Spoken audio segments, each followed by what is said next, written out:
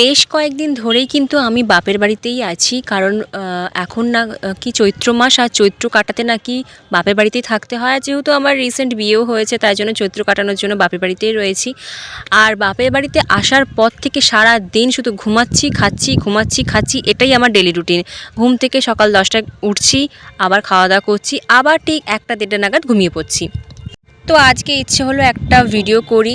তো দুপুরবেলা খাওয়া দাওয়ার পর আমি মেঝেতে বিছানা করে শুয়ে পড়েছিলাম, কারণ দুপুরবেলা এই গরমের মধ্যে আমার বিছানাতে শুতে একেবারেই ইচ্ছে করছিল না। তাই মেঝেতেই আমি বিছানা করে শুয়েছিলাম, আর একটু ঘুমটা জাস্ট লেগেছে এই গরমের মধ্যে। তারপর আমাকে এখানে ডেলিভারি বয় দাদাটা ফোন করেছিল যে আমার একটা পার্সেল রয়েছে।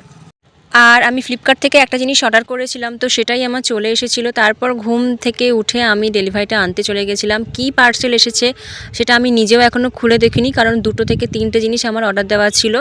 তো তারপর বিকালবেলা তো আর ঘুম ধরলই না, দুপুর উঠে পড়েছিলাম। এদিকে এসে আমার বাগানটা একটু লক্ষ্য করে দেখছিলাম। আমি কিছু গাছ লাগিয়েছিলাম, ভেবেছিলাম ভাবছি ওইগুলোকে আমি এবারে শ্বশুরবাড়িতেই নিয়ে চলে যাব। আর ওখানে গিয়েই আমি এই গাছগুলোর যত্ন নেব। আর সত্যি কথা বলতে আমার শ্বশুরবাড়িতে অনেক বড় জায়গা থাকা সত্ত্বেও কিন্তু সেরকমভাবে বাগান করার মতো কোনো মাটি, মানে বাগান করার জন্য যে মাটির জায়গা লাগবে সেরকম কিন্তু কোনো জায়গা পাইনি। তো যাই হোক, এই টবে টবে করে আমি গাছগুলো লাগিয়েছি, আশা করছি এগুলো যত্ন নিতে পারবো। দেখা যাক কীরকম কী হয়। আর সেদিন আমি আরও একটা ফুলের চারা দেখেছিলাম, সেটাই মা এখন খুঁজছে যে কোথায় চারাটা আমাকে দেবে বলেই খুঁজছিল। কিন্তু সেরকমভাবে যেই চারাটা আমি দেখেছিলাম সেদিনকার, সেই চারাটা কেন জানি না খুঁজে পাচ্ছে না। হয়তো অনেক গাছ আগাছার মধ্যে সে চারাটা মারা গেছে, বা কেউ তুলে নিয়েছে হতে পারে। তো তাই জন্য মা খুঁজছিল, পেলেও না। তা আমি যেই গাছগুলো লাগিয়েছিলাম মা সেগুলোতেই জল ভরে দিচ্ছিল, একটু জল দিয়ে দিচ্ছিল, কারণ যে পরিমাণ গরম পড়েছে সকাল সন্ধ্যে ঠিকঠাকভাবে জল না দিলে গাছগুলোকে বাঁচানো সম্ভব নয়। আর যেই গাছগুলো আমি লাগিয়েছি, যেই গাছটায় ফুল ফুটেছে না, ওই গাছটার নাম আমি জানি না। তোমরা যদি কেউ জেনে থাকো তাহলে অবশ্যই কিন্তু আমাকে কমেন্ট করে জানিও। আর এদিকে তারপরে দেখো, আমি আর বোন মিলে চলে এসেছি একটু ঘুরতে। এই যে স্কুলটা তোমাদের দেখালাম, এইটা কিন্তু আমার মামা বাড়ির পাড়ার প্রাইমারি স্কুল। অনেক ছোটোবেলা এখানে অনেক রকম স্মৃতি কেটেছে। তো যাই হোক, আমি আর বোন মিলে একটু স্টেশনের দিকে চলে এসেছিলাম। যেহেতু আমার বাড়ি থেকে রেল স্টেশন, বা রেল লাইন বলো, স্টেশনটা একটু দূর কিন্তু রেল লাইনটা একদম কাছে।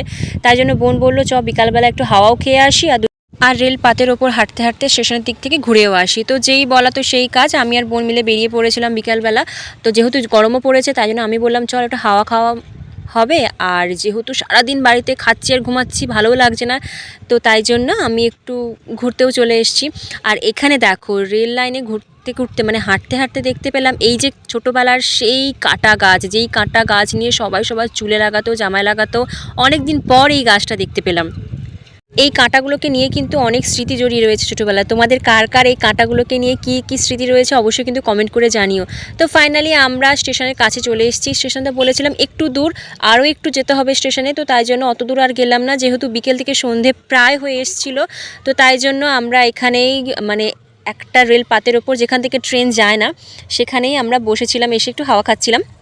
আর আজকে আমরা যেখানে এসেছি, এই জায়গাটা না আগে যখন আসতাম, একটু ছোটোবেলায় যখন আসতাম, তখন কিন্তু জায়গাটা আরও ভালো ছিল। অনেকটা ফাঁকা, বেশ হাওয়া দিত। আর এখন জানি না কোনো ফ্যাক্টরি বলো বা কোনো কিছুর কাজের জন্য এখানে না অনেক মাটি ফেলা হয়েছে, সাদা বালি ফেলা হয়েছে। হয়তো কোনো কাজ হবে, জায়গাটা আর আগের মতো অতটাও মনোরম নেই। তবুও অনেকদিন পর এসেছি, অনেকটাই ভালো লাগছে। আর আমরা যে টাইমে এসেছিলাম সেই টাইমে কিন্তু আমাদের স্টেশনে ট্রেন ঢোকারও টাইম হয়ে গিয়েছিলো। ওইদিকে দেখো, লোকাল ট্রেনের টাইমও হয়ে গেছে, আর ট্রেনটা অলরেডি আমাদের স্টেশনে ঢুকছে। যাই হোক, অনেক দিন পর এরকম একটা ফাঁকা জায়গায় এসে কিন্তু মনটা অনেকটাই হালকা লাগছে। সেই বিয়ের আগে থেকে, হ্যাঁ, বিয়ের আগে থেকেই বলতে গেলে সেরকম কোথাও ঘুরতে যাওয়া হয় না, বা সেরকম কোনো ফাঁকা জায়গায় টাইম কাটানো হয় না। আমার তো ফাঁকা জায়গায় টাইম কাটাতে খুব ভালো লাগে, আর তাই জন্য এই জায়গাটাতে এসে আমার সত্যি মনটা একেবারেই ভালো হয়ে গেছে। তারপরে বাইরে কোথাও বেরিয়েছি, আর বাইরে বেরিয়ে কিছু খাবার খাবো না তা কী করে হয়। আর বাইরে বেরোলে তো মনটা খাই খাই করে, তাই আমি আর বোন মিলে একটু ফুচকা খেয়েও বাড়ি চলে এসেছিলাম। বাইরের খাবার সত্যি কথা বলতে আমার সেরকমভাবে পছন্দ না হলেও ফুচকা, মোমো আর বিরিয়ানি, এই 3টে যদি কেউ আমাকে অফার করে, আমি কখনোই কিন্তু সেটাকে না বলি না। আজকের ভিডিওটা এই পর্যন্ত। ভালো লাগলে অবশ্যই কিন্তু একটা লাইক আর কমেন্ট করে দিও। টাটা।